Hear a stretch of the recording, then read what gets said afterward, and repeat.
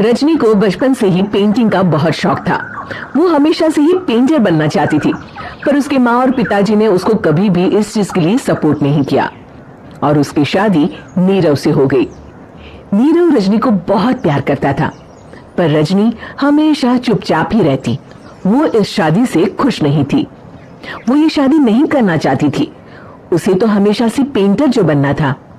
अपने इस सपने को वो नहीं पूरा कर पाई, इसलिए वो हमेशा उदास रहती थी।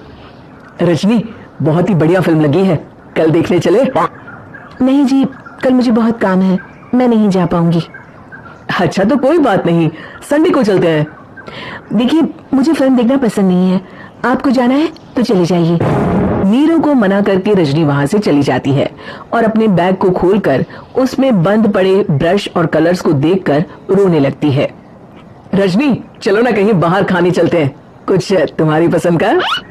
जी, मुझे नहीं जाना, मेरी तबीयत ठीक नहीं है। रजनी वहां से चली जाती है। नीरव को समझ नहीं आता कि रजनी उससे इतना दूर क्यों रहती है। वो जब भी उसके साथ वक्त बिताना चाहता है, रजनी कोई ना कोई बहाना बना देती है। एक दिन घर पर कोई नहीं था। रजनी घर का सारा काम जल्दी से खत्म कर लेती है। घर पर अकेले होने के कारण वो सोचती है कि वो आज पेंटिंग करेगी। वो अपने कमरे में जाकर पेंट ब्रशेस और कलर्स निकालकर जैसे ही कलर मिक्स कर रही होती है कि दरवाजे पर बेल बज जाती है। अब कौन आ गया इस वक्त? इतनी मुश्किल से तो मुझे पेंट करने का मौका मिला है। रजनी दरवाजा खोलती है तो उसकी सास अपनी सहेलियों के साथ खड़ी होती है और सब घर के अंदर आ जाते हैं। अरे बहू, सबको शरबत बनाकर पिला दे, बाहर तो बड़ी गर्मी है। जी। रजनी पेंट ना कर पाने से उदास हो जाती है।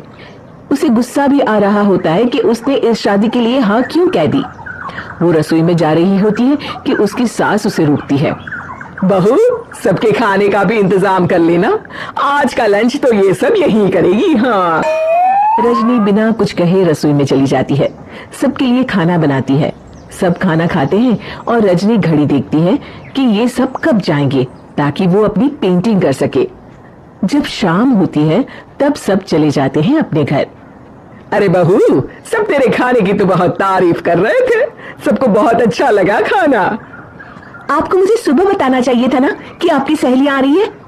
पता भी है कितना वक्त लगा सारा खाना बनाने में। अरे बहू, तू ऐसे कैसे बात कर रही है मुझसे? तो और कैसे बात करूं? मैं इस घर की कोई नौकरानी नहीं हूं कि इतना काम करूंगी। रजनी अपने कमरे में जाकर दरवाजा बंद कर लेती है। शाम को जब नीरव आता है तो उसकी माँ उसे पूरी घटना के बारे में बताती है। क्या रजनी ने आपसे इस तरह बात की माँ? हाँ, और पता नहीं उसे क्या हो गया है, शाम से बाहर भी नहीं आई है। मैंने तो कई बार आवाज दी, खाना भी नहीं खाया उसने। तू ही बात करके देख ले बेटा। नीरव अपने कमरे का दरवाजा खटखटाता है। रजनी, दरवाजा खोलो, मैं हूं। रजनी दरवाजा खोलती है और फिर वापस जाकर अपने बिस्तर पर लेट जाती है। रजनी, माँ से बात करने का ये क्या तरीका है? मैंने कोई गलत बात नहीं की है। अरे तुम क्यों ऐसे बर्ताव कर रही हो सबके साथ? क्या तुम इस शादी से खुश नहीं हो? रजनी कुछ नहीं बोलती। अरे बताओ मुझे रजनी, क्या ये शादी तुम्हारी मर्जी के खिलाफ हुई है? हाँ, मैं ये शादी कभी नहीं करना चाहती थी। तुमसे क्या, मैं किसी से भी शादी नहीं करना चाहती थी। रजनी रोने लगती है। चुप हो जाओ रजनी, बताओ मुझे, तुम क्यों नहीं करना चाहती थी शादी? रजनी बेड के नीचे से अपने पेंटिंग्स, कलर्स, ब्रश, पेपर्स निकालती है। इतने में उसकी सास भी कमरे में आ जाती है। ये देख रहे हो, ये थे मेरे सपने। मैं पेंटर बनना चाहती थी, पर माँ पापा ने कभी सपोर्ट नहीं किया और मेरी शादी करवा दी। मेरे सारे सपने टूट गए। हर वक्त बस गुस्सा आता रहता है मुझे।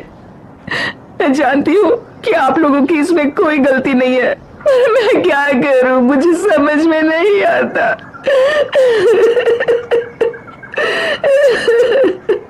रजनी फूट फूट कर रोने लगती है। मुझे माफ कर दीजिए, आप दोनों के साथ मैं बहुत बुरा बर्ताव कर रही हूँ। अरे रजनी बेटा, चुप हो जाओ तुम। नीरव पानी लेकर आता है। ये लो पानी पियो और शांत हो जाओ। रजनी पानी पीती है और उसकी सास पेंटिंग्स देख रही होती है। अरे नीरव, हमें तो पता ही नहीं था कि हमारी बहू कलाकार है। अरे कितनी अच्छी पेंटिंग्स बनाई है, देखो तो। ये वाली तो मैं अपने कमरे में ले जाऊंगी। आपको ये पेंटिंग्स अच्छी लगी? अच्छी नहीं, बहुत अच्छी लगी। और तुमने हमें बताया क्यों नहीं? तुम जब चाहे पेंटिंग कर सकती हो रजनी। हम तुम्हारे सपनों को पूरा करने में तुम्हारा पूरा साथ देंगे। हाँ बेटा, हम कला की कद्र करते हैं। हम कलाकार तो नहीं, पर मुझे गर्व है कि मेरी बहू एक कलाकार है। रजनी, नीरव और सास तीनों हंस पड़े।